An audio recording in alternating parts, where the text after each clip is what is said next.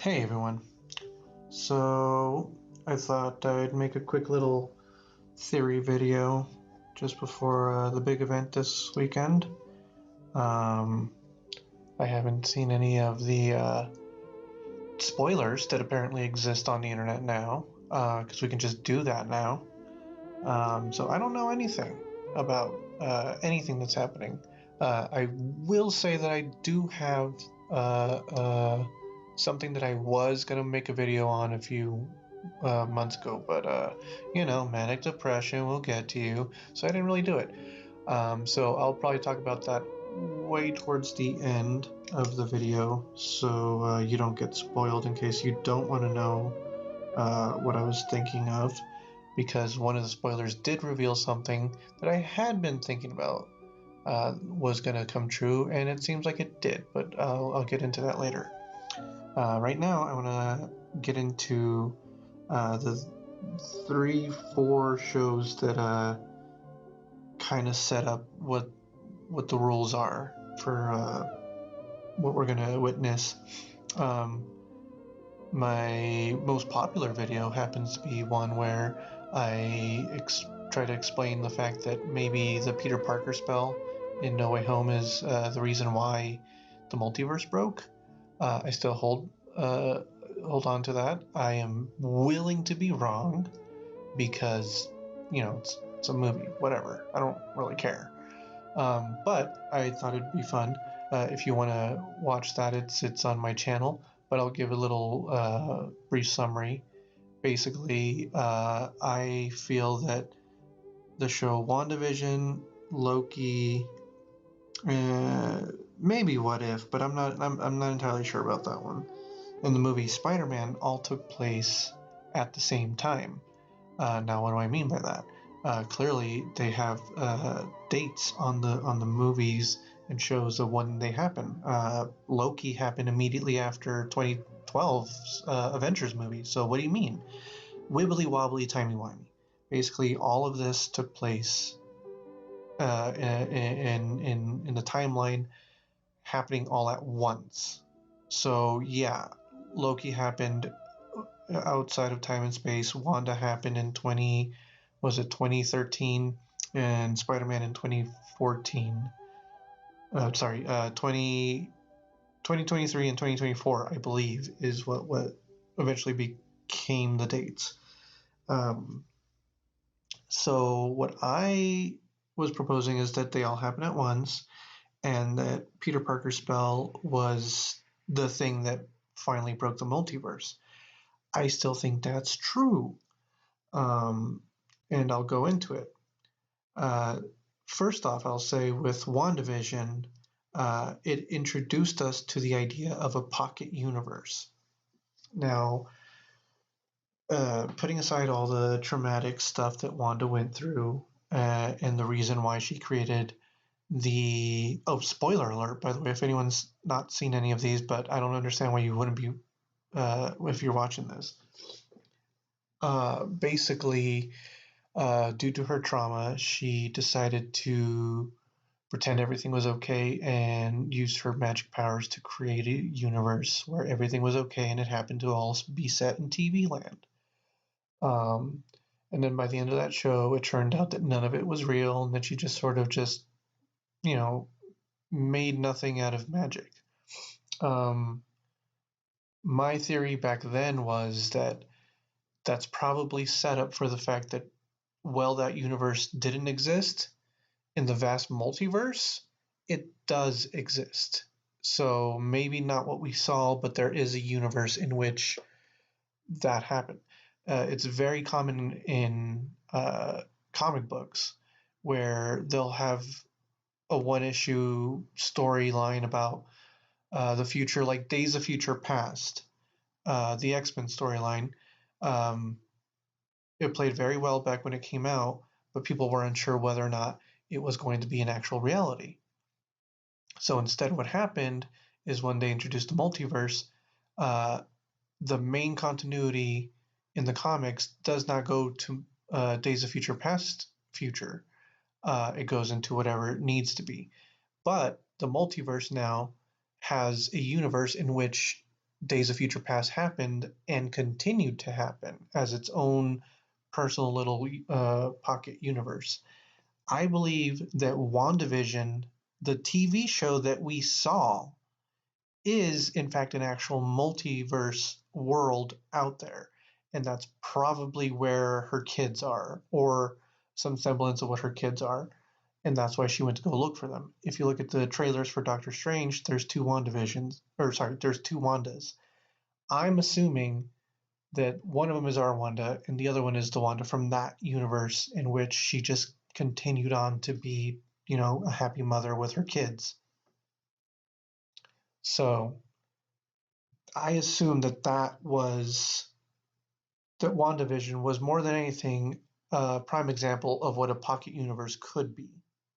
That would explain why Pietro from the X-Men universe was there, because it didn't necessarily need to make sense. It just needed to be its own universe. So we could potentially see Quicksilver back in that universe of WandaVision as her actual brother. And maybe that's how we bring him in. Maybe. We'll see. And going back to my video, I got a lot of comments saying that everyone believes that her becoming the Scarlet Witch is what broke the multiverse. And it's a very valid idea. It's a very valid theory. I can see how that could be it, but I definitely did not get that impression when it first came out.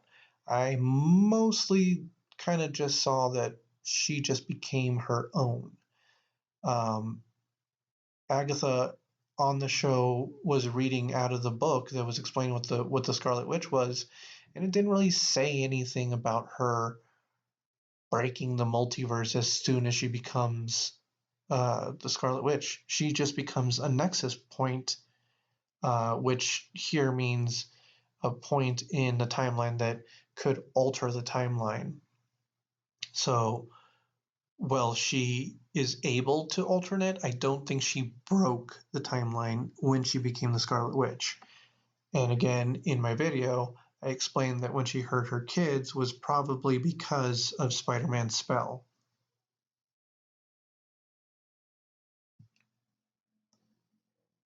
Moving on to Loki, I feel like that show introduced us to the idea of multiversal people. It started out with Sylvie, which even till this day, I'm still trying to wrap my head around the fact that she is just another Loki, because she is so vastly different looking from the other Lokis and thinks differently, that she's basically her own person. But you know, if I may be one to analyze here, I think that's the point of her. You can become something else through different experiences, and you don't actually have to become, who you think you are. You can become whatever you need to be to, be. In this case, she's, you know, uh, she had to like suffer through the whole multiversal collapse of her own universe. So that kind of changes a person versus, being a spoiled prince in Asgard. But I digress. Anyways, it started off with her, and then later on in the season, we got introduced to other variants: a younger Loki, an older Loki, and I believe it was like a warrior Loki, like a fighting Thor type of Loki.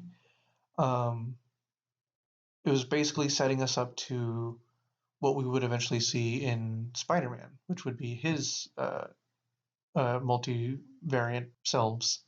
Along with that idea, they've also introduced the idea that there's a system in place to keep the multiverse in order, being the TVA. They make it a big point to show that the TVA does not tolerate any sort of multiversal shenanigans. Like, they made a big point to show that, we got to keep Loki and Sylvie away from each other because they're multiversal people of the same person.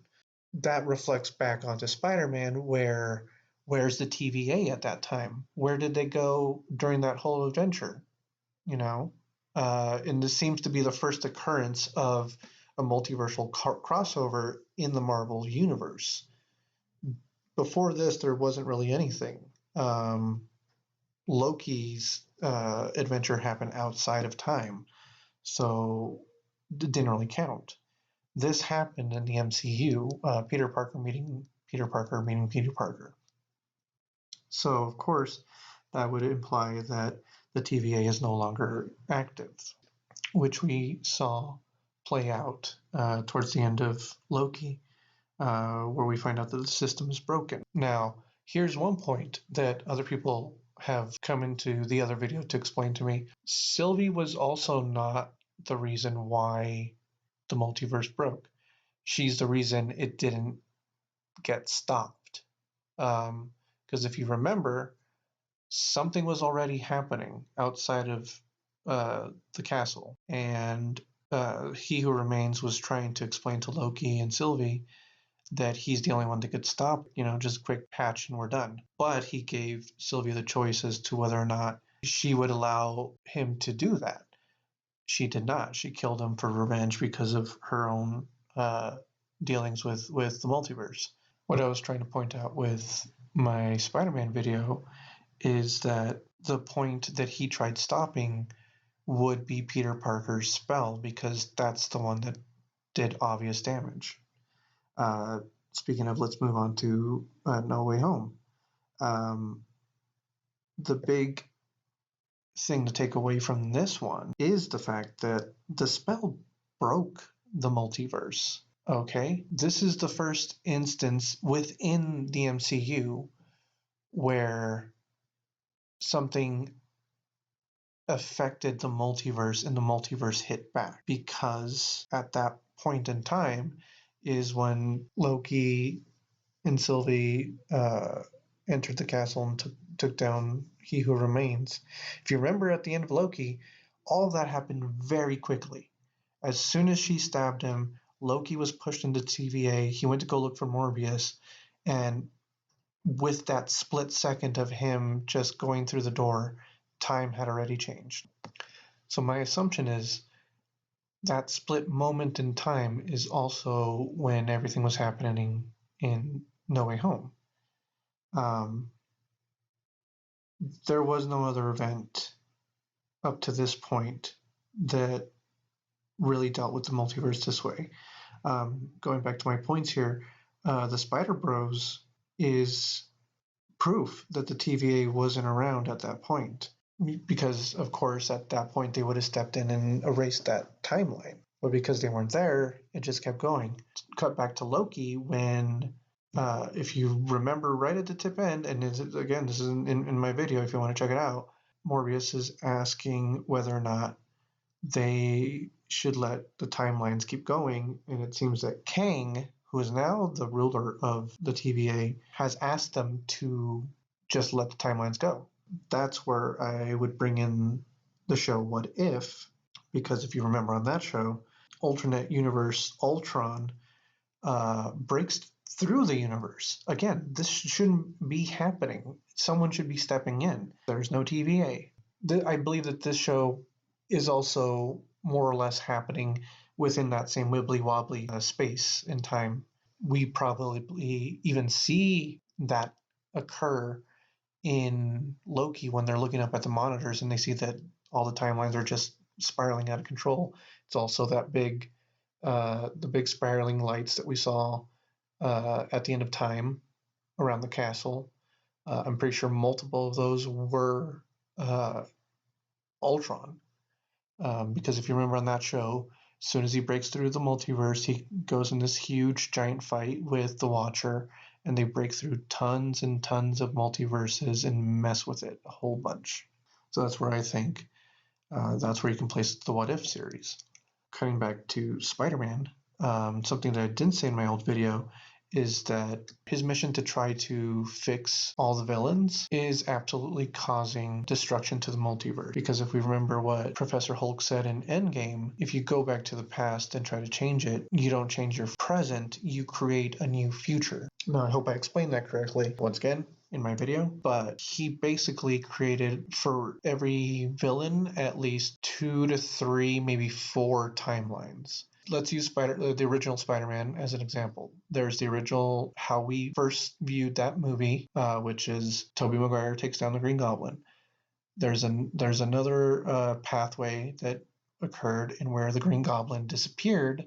There's another one in where they bring back a reformed Norman Osborn. Who knows how much time has passed? Maybe it has. And here's the thing: you bring him back to the point where he was about to die, or the time pass and he came back to a history in where 17 years have passed and he's now reformed Norman Osborn. This is a whole different Peter Parker. Maybe he's dealing with Miles Morales for all we know. But do you see what I mean? His intentions were very valid and good and just.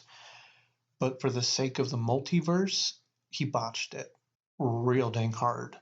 So for me, for my money, yes, absolutely, Doctor Strange is 100% at fault at this because there's so many ways he could have solved this. He didn't even need magic. He could have, like, gathered up all the remaining Avengers and been like, hey, we support this kid. Leave him alone. Boom, you're done. No magic. So I do believe that Stephen Strange is at fault for the multiverse breaking and all of that, but I do believe that Peter Parker's spell was the first punch to the multiverse that basically starts up this whole thing. I once again haven't seen the movie. The movie's out in a couple of hours for certain territories. So I need to release this quick so no one claims that oh well you saw the movie so you know. I don't know. My assumption, and this is coming from me analyzing the trailers, does it seem like maybe Strange gets pulled into the Illuminati right after No Way Home? Really think about it. He looks exactly like he did at the end of No Way Home. Maybe that's how the movie begins. I don't know. Once again, I could be completely wrong, but it feels like maybe the multiverse Illuminati steps in at this point because that was too much to help a kid out and almost destroy the multiverse because of it. All right, now my final thing. This is the big theory that I had in my head for a few months now. If you have been online for the past week, you have probably seen the spoilers.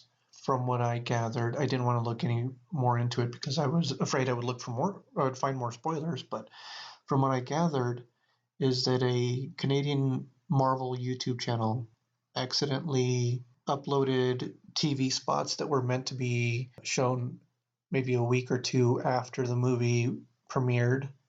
And in those spots, they would have had the big cameos, the big surprises, because one would assume that at that point, maybe you've already seen it, or anyone that is still on the fence, that isn't a big Marvel fan would see it and think, oh, okay, that looks kind of cool. I'll watch it. They released it last week accidentally. They didn't mean to. I truly believe this probably wasn't some sort of stunt because this is big. They spoiled a big chunk of surprises that were probably meant to be big surprises. Now I'm telling all of this to you because at this point you can go ahead and switch off the video. Thanks for watching. But I'm going to spoil maybe just a little bit of Multiverse Madness in 3, 2, 1. It seems... Is everyone gone? It seems that Charles Xavier is in the movie. We've known that from the first trailer. But it turns out that it seems like it could be the Charles Xavier from the 1994 X-Men cartoon series. I know. That's what I thought. Kind of crazy. There's a picture online where it's his hand on top of his wheelchair, and it's a yellow wheelchair. I didn't see further than this. I just saw the still and maybe 2 other stills of the spoilers. But this one seemed to be his hand and it resting on his wheelchair, which happened to be this giant blocky square. So my theory was a few months ago, they announced that they would be rebooting or at least giving at least one more season of the original X-Men series another run on Disney Plus coming out next year. It seemed a bit of a surprise to everybody, but a welcome one, to be sure. It was kind of suspicious that the only thing we've seen of it is the logo, but that was enough for me to be like, I see what you're doing. It's a little weird that Marvel Studios is right above the title. It's called X-Men 97 because that was when it was canceled. I think it was 92 when it premiered, but I digress. It seemed kind of weird that the logo had Marvel Studios right above it because you would think, all right, maybe it means nothing. No, they don't put that. That's a prestige title. You don't see that on a Morbius. You don't see that on a Venom because why? That's not a Marvel Studio movie. That's crap. I digress. There was rumors that maybe Charles Xavier would show up in Multiverse of Madness, and then the trailer happened. Boom. Putting those two together, I am naturally assuming that this would be some type of variant or iteration of the 90s cartoon Charles Xavier, if not the same one. This would be perfect because the Charles Xavier that Patrick Stewart has always played can be laid to rest. He's died 3 times in that series. We don't need to have him again. And chances are he's probably going to die in this one. So let's have a slightly different Charles Xavier. He's probably going to have some traits of the animated one, or not at all. He's probably just going to be his regular self. Maybe he's going to have pointier eyebrows. I don't know. Look, the reason this is kind of happening is back then, before there was an X-Men movie, people were casting Patrick Stewart as Professor Xavier because of the X-Men show. People would see that guy and think, he kind of looks like Patrick Stewart. He'd be a perfect Charles Xavier. Bam, we got him. This is full circle now, where there he is in live action, the Charles Xavier. It's almost the same thing with J. Jonah. Like, that's the perfect J. Jonah. The reason the Amazing Spider-Man didn't have a J. Jonah Jameson was because they couldn't outmatch J.K. Simmons. Like, come on. So much so that you bring him back on into the MCU. All right, I think I've talked long enough. I hope I haven't bored you or anything. This is going to be really quick. I'm probably not even going to put too much effort into this, but I really wanted to get this out here before the movie comes out and everyone starts coming back into that older video and like, oh, do you know how wrong you are? Look how wrong you are. I'm willing to be wrong. That's fine. This is all in fun. I don't care. But I just thought I had a neat little theory. But yeah, anyways, thanks for listening. I hope you enjoyed. Like, comment, and subscribe. If you have any questions or opinions, let me know. I still love to hear them. But yeah, I will catch you on the flip side. Bye.